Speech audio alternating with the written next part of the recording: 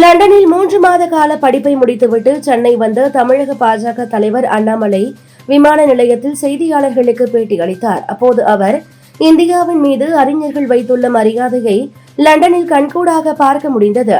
2026ஆம் ஆண்டு நடைபெற உள்ள தேர்தல் நிச்சயமாக சரித்திர தேர்தலாக இருக்கும் என்றார். கொளத்தூர் தொகுதியில் ஆய்வு மேற்கொண்ட முதலமைச்சர் மு.க.ஸ்டாலின் எதிர்க்கட்சித் தலைவர் குற்றச்சாட்டை நாங்கள் மதிப்பதும் இல்லை, கவலைப்படுவதும் இல்லை என்றார்.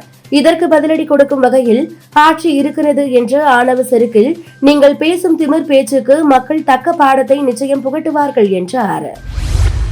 பெஞ்சல் புயல் புதுச்சேரி அருகே மாமல்லபுரம் மரக்காணம் இடையே கரையை கடந்த நிலையில் ஆழ்ந்த காற்றழுத்த தாழ்வு மண்டலமாக வலுவிழந்து உள்ளது. இது அடுத்த 12 மணி நேரத்தில் மேலும் வலுவிழந்து காற்றழுத்த தாழ்வு மண்டலமாக மாறும் என்று சென்னை வானிலை ஆய்வு மையம் தெரிவித்துள்ளது. சென்னையை மிரட்டிய பெஞ்சல் புயல் மாமல்லபுரம் புதுச்சேரி இடையே கரையை கடந்தது. இதனால் புதுச்சேரி விழுப்புரம் மாவட்டம் மயிலம் சுற்றுவட்டார பகுதிகளில் அதிகனமழை கொட்டி தீர்த்தது.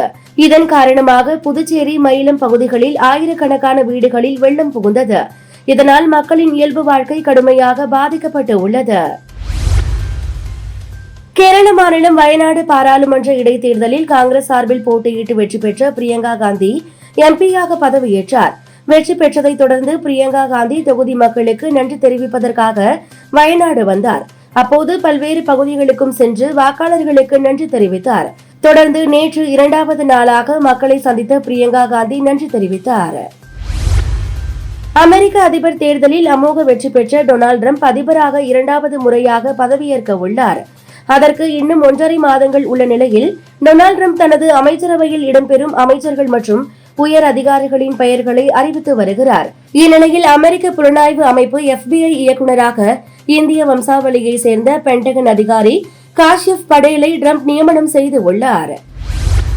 இந்திய கிரிக்கெட் கட்டுப்பாட்டு வாரியத்தின் பொதுச் செயலாளரும் மத்திய உள்துறை மந்திரி அமித்ஷாவின் மகனுமான ஜெய்ஷா சர்வதேச கிரிக்கெட் கவுன்சிலின் தலைவராக போட்டியின்றி தேர்ந்தெடுக்கப்பட்டார். 2019 அக்டோபர் முதல் BCCI கௌரவ செயலாளராகவும் 2021 ஜனவரி முதல் ஆசிய கிரிக்கெட் கவுன்சிலின் தலைவராகவும் பணியாற்றிய ஜெய்ஷா இன்று முதல் ICC தலைவராக பொறுப்பேற்றார்.